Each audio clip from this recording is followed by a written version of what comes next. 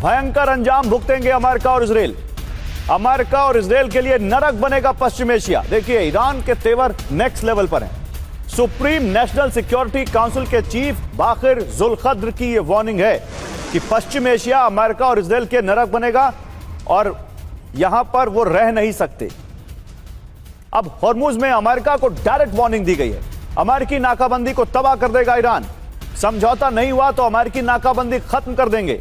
Supreme leader के सलाहकार मोहसिन रिजाई की चेतावनी। बैक टू बैक दो जो टॉप माउथ्स हैं उनसे देखिए कैसे कितनी यहां पर अग्रेसिव वार्निंग आई है। नाकाबंदी को अब बर्दाश्त नहीं करेगा ईरान, यह कहा गया है ईरान के तरफ से। एक और बड़ी खबर है, युद्ध और बातचीत दोनों जारी रखेगा ईरान। किसी भी वक्त सैन्य कार्रवाई के लिए तैयार है ईरान। ईरानी संसद के स्पीकर कालिबाफ ने वार्निंग दी है। बातचीत के बीच हमला ईरान की रणनीति का हिस्सा है। अब सवाल यह है कि ये तीन जो लोग हैं, तीनों लोग टोन एक ही है और बात एक ही कर रहे हैं। यानी ईरान तो एक सेम पेज पर है, लेकिन इजराइल और अमेरिका क्या सेम पेज पर हैं?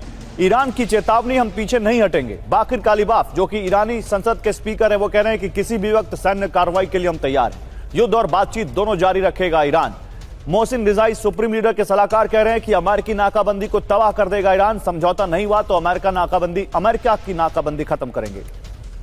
बाकिर जुल्कद्र एसएनएससी के चीफ हैं। भयंकर अंजाम भुगतेंगे अमेरिका और इजराइल। अमेरिका और इजराइल के लिए नरक बनेगा पश्चिम एशिया।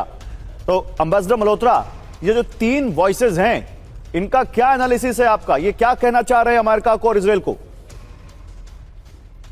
नमस्कार गौरव। जितनी भी वॉइसेस हैं उसका एक ही मैसेज है कि ईरान जो है मजबूत है। ईरान से बातचीत करनी है तो ईरान बातचीत करने के लिए तैयार है, लेकिन जो टर्म्स एंड कंडीशंस है वो ऐसी नहीं है कि आप उसके ऊपर थोप लो। हाँ, गिव एंड टेक होगा तो मंजूर है। अगर आपको बातचीत मंजूर नहीं तो हम लड़ाई के लिए तैयार है। और बाकी जो बेलिजरेंट स्टेटमेंट्स होती है वो तो वॉरफेयर का एक हिस्सा भी होती है।